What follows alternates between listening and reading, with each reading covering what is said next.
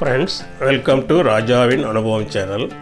இன்றைக்கி சுவையான இஞ்சி குழம்பு செய்வது எப்படின்னு பார்க்கலாம். அது பாருங்கள், வானலில் எண்ணெய் ஊற்றிட்ட பிறகு சிறுக நறுக்கி வச்சுருக்கிற இஞ்சியை போட்டு நல்லா வதக்குறாங்க. பாருங்கள், இஞ்சியை நல்லா வதக்கணும். வதக்காதான் அப்போ இந்த அதனுடைய ஜூஸ் நல்லா இறங்கி இஞ்சி குழம்பு ரொம்ப சுவையாக இருக்கும்.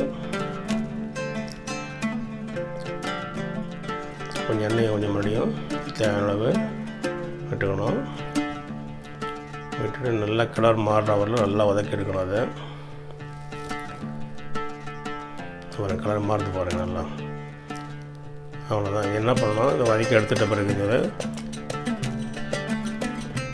தனியாக ஒரு பாத்திரத்தில் மாற்றி வச்சு ரிமூவ் பண்ணி வச்சுக்க வேண்டியது. அதை மறுபடியும் வானொலி அடுப்பில் வச்சுட்டு அந்த இஞ்சியிலே கொஞ்சம் எண்ணெய் இருக்கும், அந்த எண்ணெயும் கொஞ்சம் சேர்த்துக்கலாம். நம்ம சேர்த்துட்டு மீதி இன்னொன்று ஒரு ஸ்பூன் எண்ணெய் விட்டுட்டு அதில் கடுகு, மறுபடியும் ஜீரகம், அதுக்கப்புறம் உளுந்து, கடலைப்பருப்பு அது ஒரு ஸ்பூன் அளவுக்கு போடலாம்.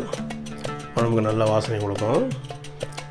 அதுக்கப்புறம் வெந்தயம் இன்னும் சுவையை ரொம்ப அதிகரிக்குது. அதுக்கப்புறம் பெருங்காயத்தை போட்டுட்டு கொஞ்சம் நல்லா வதக்கிடணும். லைட்டாக அடுப்பு கொஞ்சம் சிம்மில் வச்சுக்கோங்க.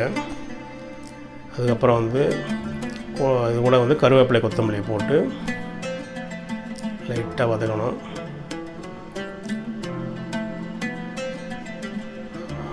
ஆமாம், லைட்டாக வதக்கிட்ட பிறகு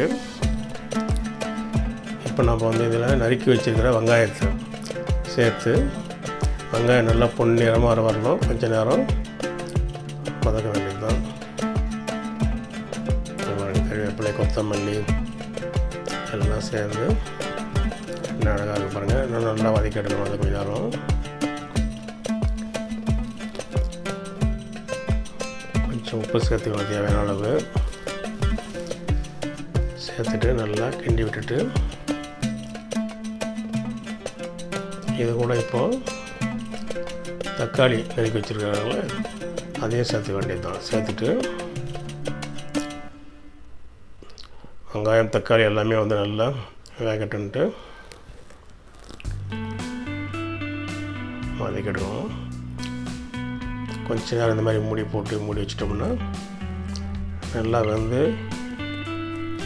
பாருங்கள் என்ன அழகாக வந்துடுச்சு பாருங்கள். வெங்காயம், தக்காளி எல்லாம் சேர்ந்து அருமையாக இருக்குது. இப்போ என்ன பண்ணணும், இதில் மிளகாய்த்தூள் ஒரு ஸ்பூனு, தனியாத்தூள் 2 ஸ்பூன்.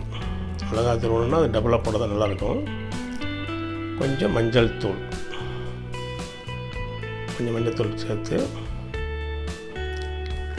அதை நல்லா கிண்டி எடுக்கணும்.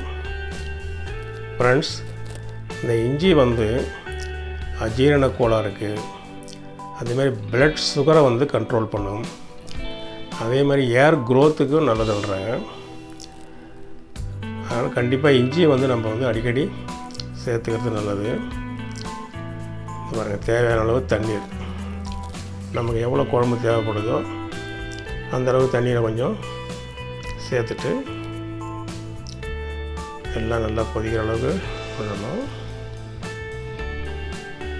பாருங்கள், இஞ்சி குழம்பு என்ன கலர் எப்படி இருக்கு பாருங்கள், நல்லா அழகாக இருக்கு பாருங்கள்.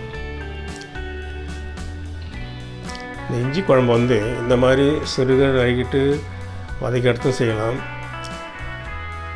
இதை இன்னொரு முறையில், அதாவது இஞ்சியை மிக்சியில் போட்டு நல்லா அரைச்சிட்டு அதை போட்டு ஒரு விதமாக செய்வாங்க இஞ்சி குழம்பு. அது அடுத்த வீடியோவில் கண்டிப்பாக நாங்கள் போடுறோம். பாருங்கள், இஞ்சி குழம்பு என்ன அழகாக கொதிக்குது பாருங்கள். இப்போ நம்ம ஊற வச்சுருக்கிறோம்ல அந்த புளி கரைசல், அதை நமக்கு தேவையான அளவு சேர்த்துக்கணும்.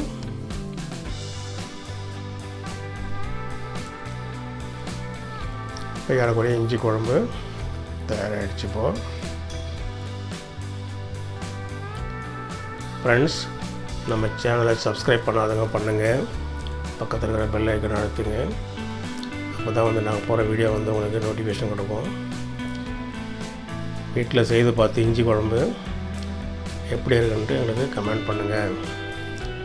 ரொம்ப சுவையாக இருக்கும். ரைஸில் போட்டு சாப்பிட்டோம்னா இஞ்சி குழம்பு வந்து அவ்வளோ அழகாக இருக்கும். டேஸ்ட்டு கொடுக்கும் உங்களுக்கு. இது பாருங்கள். இப்போ அடுத்தது வந்து கடைசியாக வதக்கி வச்சுருக்கிற இஞ்சியை போட்டு கொஞ்ச நேரம் கொதிக்க விட்டால் சுவையான இஞ்சி குழம்பு ரெடி ஆகிடுச்சுன்னு அர்த்தம். பாருங்கள், இஞ்சி போட்டோன்னே இன்னும் கலர் மாறுது பாருங்கள்.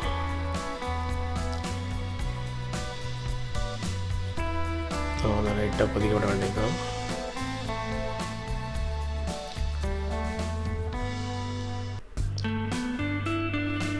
தேங்க்ஸ் ஃபார் வாட்சிங். நீங்கள் வீட்டில் ட்ரை பண்ணி பாருங்கள். ஓகே, இஞ்சி குழம்பு ரெடி.